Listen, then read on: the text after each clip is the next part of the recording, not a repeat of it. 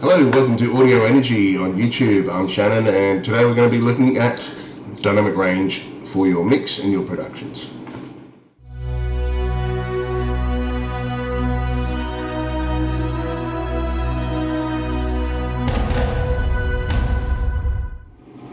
Okay, so today we're looking at dynamic range. What is dynamic range?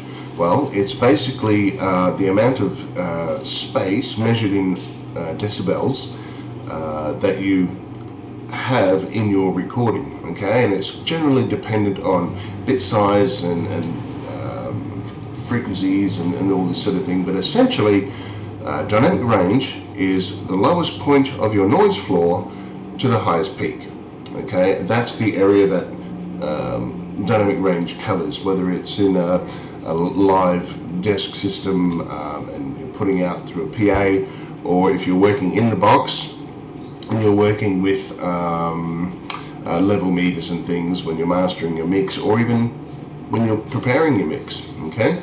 Now within dynamic range you have an area called headroom, as you can see here, okay? So our noise floor is the lowest point, it's basically almost silence, and it reaches up to the peak level, okay? Now it's kind of debatable. It can be from 120 upwards or 125 upwards. Some say 130 dB upwards. It's a threshold of pain. Now this is decibel that are audible to us in our environment. Okay, that's what this is representing here on the side. It's measured in amplitude and decibels. And when we're speaking of decibels in this particular instance, we're speaking of dB SPL. Decibels is a term of reference that we use to measure different types of energy. And when we're talking about acoustic energy and audio energy and linear electronic energy, we usually work with decibels, but there could be dBV, which is decibel volts, dBU, decibel units, dBm, millivolts and things like that, or dB SPL. And they're all worked out using specific mathematical logarithms and things like that. So in this instance we're looking at 0 dB, which is a point of silence, right up to 130 dB, which is about the peak level threshold of pain. That would be referring to acoustic energy in an open field environment. Okay, now when we're looking at headroom, that is basically the area from our reference level, which if you're working at a desk could be unity gain, up to a point of clipping, okay? When we're looking at working in the box, I'm going to jump over here. We're going to have a look at our Slate Digital FGX plugin. And what it basically is, you have a mastering compressor and you also have a leveler, and you have your level meter. Now when we're looking at this, we have right and left channel. The very top and the very bottom is our peak measurements. The inside one is our RMS level. Now RMS means root mean squared. It's a mathematical equation to work out an average sound level over a period of time. And this usually changes every few seconds and is constantly measuring an average value of acoustical energy or electrical energy over time. Okay, now when we have it in our mix and we're looking at this, basically it goes down like minus 30. It doesn't also go much further than that, but that's, you don't hear a lot down there. And then it drives right up to 0 and then can even go over. Okay, what we're looking at, and I'm going to show you some work in a minute by a very skilled mastering engineer who brought in some levels to help you understand some things. So what we're talking about here, this is dynamic range as well here, and we can use this meter, this level meter, and our RMS to gauge how powerful or how energetic our mix actually is electronically.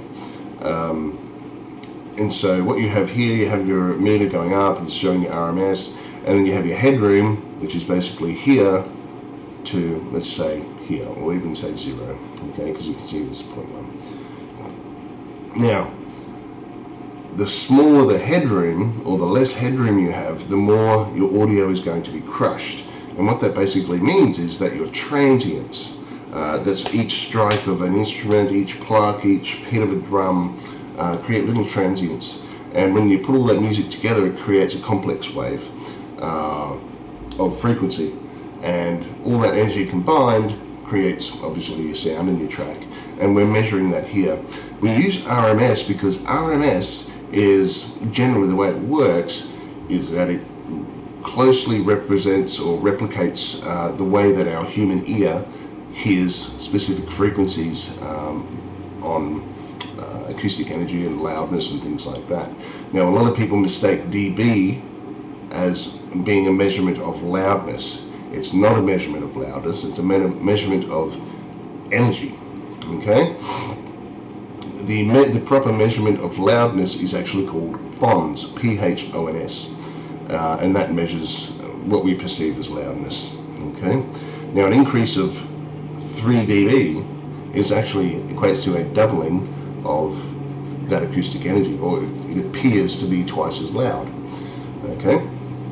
So we're using RMS because it's showing the average level that we're hearing, that our ears are hearing, and we want to kind of keep our specific ranges for our mixes and stuff. Probably, I mean, you can change, but you can generally equate them from around 12 for a radio mix, 14 to 16 for any other kinds of pop mixes and things like that, and for film and theatre and drama and acoustic kind of recordings such as orchestrals, you want to keep it around -20 to -18. And that way you're allowing yourself a very large amount of headroom in decibels to allow for the movement of those transients with peaks and your average sound. Like I said before, the more you squash it down, the more you get a wave that'll just be a block, and you want to kind of avoid that for most recordings generally, because I mean, some rock songs you can get away with it and things like that, but you are in effect crushing your audio, okay? And we can do that with compressors and things. So what's happening is, when you crush it, let's see if I can find this picture here. It's this picture here, actually. Let's see if I can get a bigger one. There we are, there's a bigger one. So when we're recording at 16-bit, usually 44.1, you can record at 24, if you like. 24 and 44. But 16-bit, we're looking at average 96 dB, that's your CD range, so you have quite a lot of dynamic range in a CD. When you move up to 24-bit, and especially if you're 48 kilohertz, you have an expanded noise floor and headroom as well of 144 dB. Now that's a massive amount. And then when you go up to 32-bit float, you're using 192 dB dynamic range. You have a greater increased headroom as well, and it basically allows real movement of the air itself, the space, the noise of the room, and you're really picking up excellent quality audio using those sorts of settings. So I'll just go back to here again. So there we can see, once you get up past this level, this peak level, everything begins to distort, it begins to clip, and that's not what you want. You don't want clipping. It's very bad for your recording and very bad for your quality. So you want to be careful when you're using compressors and things, because compressors essentially, forget all this stuff here, compressors actually work the opposite way. When you compress something, you're reducing the amount of dynamic range that you have. Compressors bring up the noise floor, press down the headroom, and you end up, it basically squashes the mix and brings everything into a sort of centered energetic area that you can work on. But what also happens is that once you apply with a compressor your makeup gain, you're actually taking that whole level that you've squashed and raised it up louder, okay? And that's what compressors do. So they do blend everything down into a mix, and they can make everything sound a lot more glued and balanced, and then raise it up, but you can also crush it, okay, and it won't sound too good. So, having said all that, I hope you've taken that in. I'm going to go to this website here. This is Bobkats website. It's called Digital Domain. The web address is you won't be able to see it behind my little window thing here, but it is www.digido.com. And if I go back to here, Let's see if I can move this down. Let's stay there. You want to look at level practices. Just type in digido.com if you can see that, and it'll bring you up to his website, and you've got all these different opportunities here. You can look at on a roll of dynamics, and you can look at level practices. This is the one that we want, level practices part 2. And what that's going to do is give you a rundown, a really good explanation of how dynamic range works, how your meters work, your frequency response. This is the crushing effect that I was talking about before, and how it works with leveling and all that sort of thing. This also mixes into the loudness war that was around sort of around 2000 and onwards, and a little over that, and just how the average noise room, this is your amount of headroom here that you used to have in a recording. That went up to 14, then went up to 6, up to -3, so it's really pumping it out, really crushing your mix. This is the overall energy that is coming out. And so the red is the average level, white is the headroom for your peaks. So as you can see, the higher that your average level comes up, the less amount of space you have for your peaks. Not such a good thing. Okay, so especially when you're using orchestral VSTs and things, when you have those really big low bombs for the big drums and things like that, they can tend to distort very easily, very quickly, because there's so much energy behind it. But we're having to really raise that up so it can be heard more, and they'll come to dB like infrasonic frequencies, maybe in another tutorial, because there's a few things about sub-frequencies and things that people should know, but I'll come to that later. Okay, so going down a bit further, he looks at the different ways that you understand the peak range and things, and then we come to Bobkats' own little category. He made his own standards, which is K20, K14, and K12. Okay, and these are basically just referring to your average levels where you should have your mixes. So for broadcast, -12 dB. It's got up to 12 there, 14, 20 there. But essentially, 83 is the 83 dB that you should be listening to when you're listening to your mixes. About 83 dB, but it doesn't have to. It's okay. It's just in a good room, you should be listening around that level as well. Okay. So have a read of that. Have a good look at the whole system. Equal loudness contours is something else you should also really come to learn to know, because the equal loudness contour shows very easily how our ear, maybe I can bring an example of this up.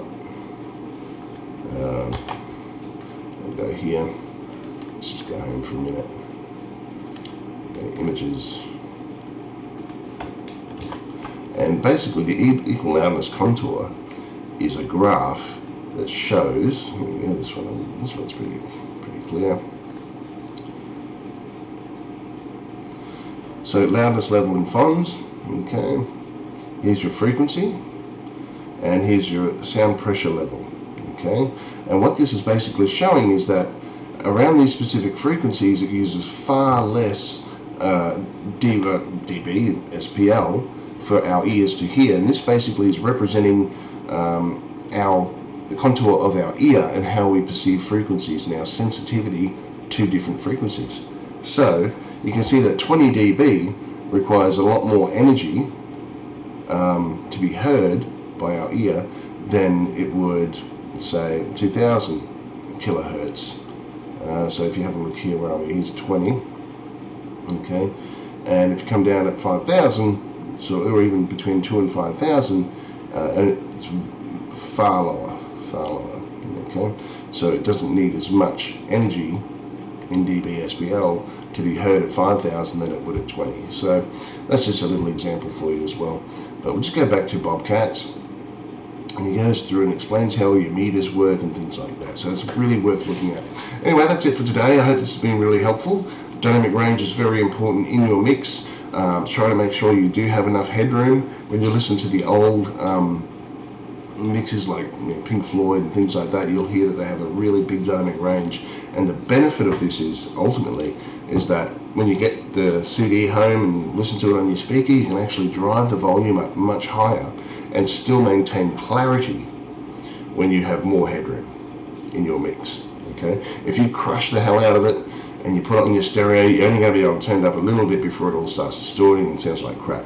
So I'm not trying to maintain those levels, okay, that we were mentioning before, and you'll be able to hear things in much more clarity, and you'll have a better mix. So I hope that's been helpful. Please subscribe to my channel, spread the video around to other people if you think it may help, and that's it for today. So thanks a lot, and I'll catch you next time.